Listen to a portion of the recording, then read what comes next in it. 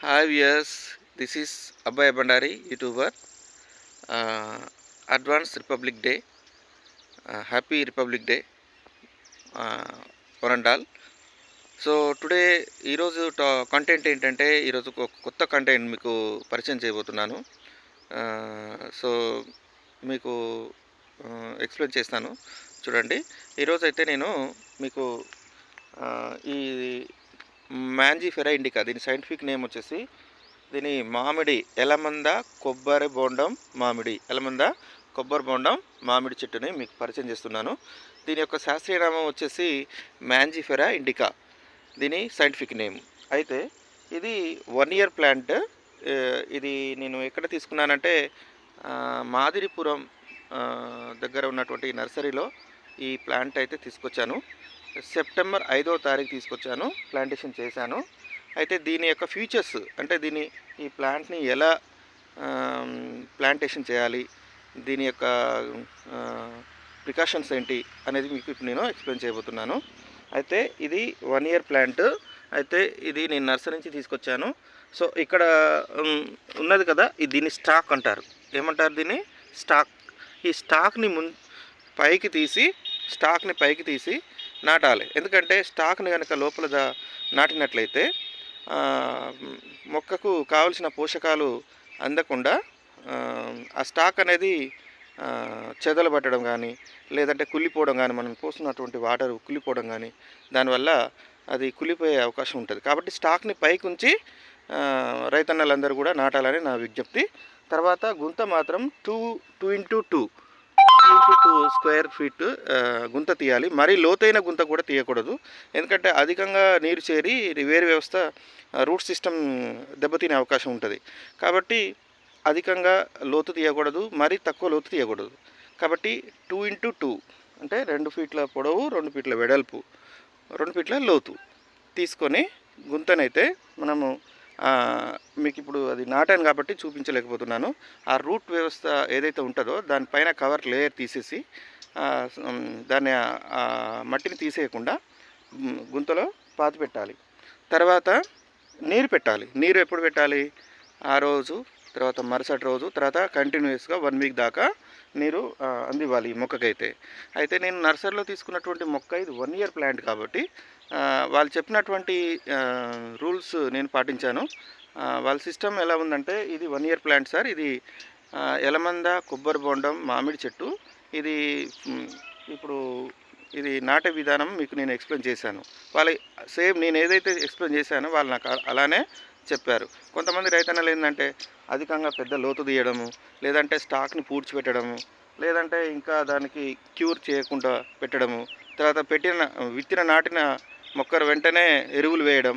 ఎరువులు కూడా ఎప్పుడు వేయాలంటే మినిమం మొక్క బతికిన తర్వాత, ఎప్పుడు 1 month. నేను సెప్టెంబర్ 5వ తారీఖు నాటాను, అక్టోబర్ 5వ తారీఖు తర్వాత ఎరువులు వేశాను. ఎలాంటి ఎరువులు వేశానంటే, ఫస్ట్ రూట్ సిస్టమ్ డెవలప్ కావడానికి డిఏపి వేశాను. తర్వాత యూరియా, పొటాస్, మళ్ళీ 20-20, మళ్ళీ కొంచెం డిఏపి కలిపి చుట్టూతా, అంటే ఈ ఎడ్జ్ ఉంది కదా, ఈ ఎడ్జ్ చుట్టూతా కూడా పోయాలి. కానీ మొక్క దగ్గర వేయకూడదు ఎరువు. ఎందుకంటే అత్యధికంగా దాని హీట్ వల్ల మొక్క చనిపోయే ప్రమాదం ఉంటుంది. కాబట్టి నేను అలానే చేశాను. సో తర్వాత ఈల్డింగ్ కూడా రావడం జరిగింది. ఇప్పుడు ప్రస్తుతానికైతే మీ ముందు ఉన్నటువంటి ఎలమంద కొబ్బరి బొండం చెట్టు ఫ్లవరింగ్ చేస్తుంది. సో ఇది ప్రతి కనుపు ఇక్కడ చూడండి, ఇక్కడో కనుపు, ఇక్కడో కనుపు ప్లాంట్ మొత్తం కూడా ఫ్లవరింగ్ వచ్చేసింది. అంటే దీని ఫ్యూచర్స్ ఇలా ఉన్నాయి. అంటే నేను చెప్పినటువంటి విధానంలో నాటితే మొక్క బతుకుతుంది, పైగా మనకు ఈల్డింగ్ వచ్చే కెపాసిటీ కూడా పెరుగుతుంది. అలానే రూట్ సిస్టమ్ కూడా డెవలప్ అవుతుంది. ఇదైతే స్టెంపు. ఇంకా ముఖ్యంగా చెప్పాల్సింది ఏంటంటే దీనికి ఊతం ఇవ్వాలి. ఒక ఊతకర్ర మాత్రం కంపల్సరీ నాటాలి. నర్సరీ నుంచి తెచ్చినటువంటి ఊతకర్ర చెదలు బట్టి ఖరాబ్ కావడం జరిగింది. మళ్ళీ నేను తర్వాత సపోర్ట్గా ఒక కొత్త ఎదురు బొంగునైతే తీసుకున్నాను. దాన్ని నాటి ఈ చెట్టుకు ఊతం ఇవ్వడం జరిగింది. సో దానివల్ల ఏంటంటే మొక్కకు ఎలాంటి అగాధాలు వచ్చినా కానీ, లేదా కోతులు దాని మీద దూకినా కానీ, ఆల్రెడీ ఒకసారి కోతులు దూకడం కూడా జరిగింది. దానివల్ల మొక్క ఇరిగిపోయే ప్రమాదం ఉంటుంది, కొమ్మలు ఇరిగిపోయే ప్రమాదం ఉంటుంది. కాబట్టి నేను ఊతం ఇచ్చి కర్రకు సపోర్ట్గా ఒక కర్ర నాటడం జరిగింది చెట్టుకు. సో దానివల్ల చాలా బెనిఫిట్ అనమాట.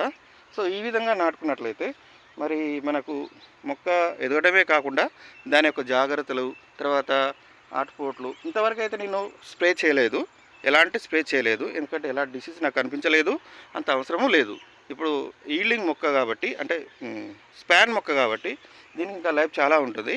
యాక్చువల్లీ నేను అనుకున్నాను నెక్స్ట్ ఇయర్ ఏమో వస్తుందేమో ఫ్లవరింగ్ అనుకున్నాను. కానీ నేను నాటిన 4-5 మంత్స్లోనే నాకు ఫ్లవరింగ్ వచ్చేసింది. ఇంకా దీని యొక్క వాటర్ సిస్టమ్ అయితే ఇటు ముందు వరం మడి, ఇక్కడ వాటర్ వస్తాయి, తర్వాత వెనకాల మడి వాటర్ వస్తాయి. అందరికీ ఇలా సోర్సెస్ ఉండదు కాబోలు, కానీ మనం వాటర్ మాత్రం కంపల్సరీ డే బై డే కానీ లేదా వీక్లీ వన్స్ కానీ ట్వైస్ కానీ ఇలా వాటర్ ఇచ్చేసి మొక్కని జాగ్రత్తగా కాపాడినట్లయితే మంచి గ్రోత్ ఉంటుంది, మంచి ఫ్యూచర్స్ ఉంటాయి.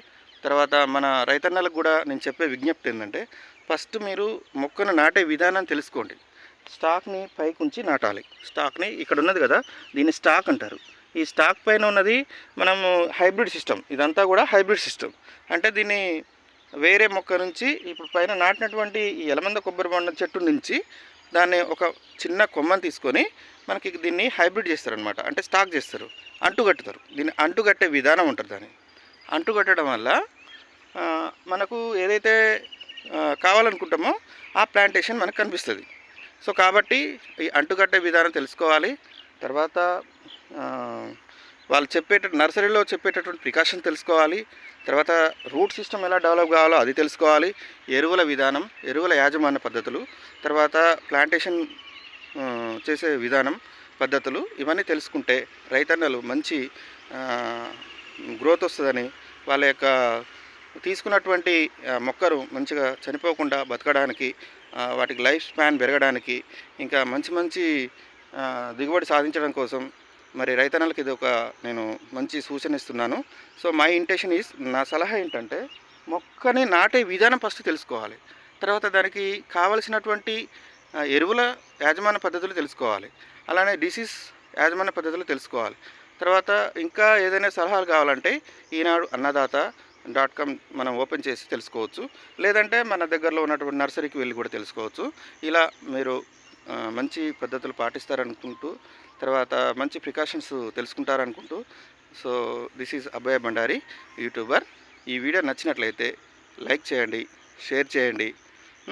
Okay, thank you one and all. Thank you so much.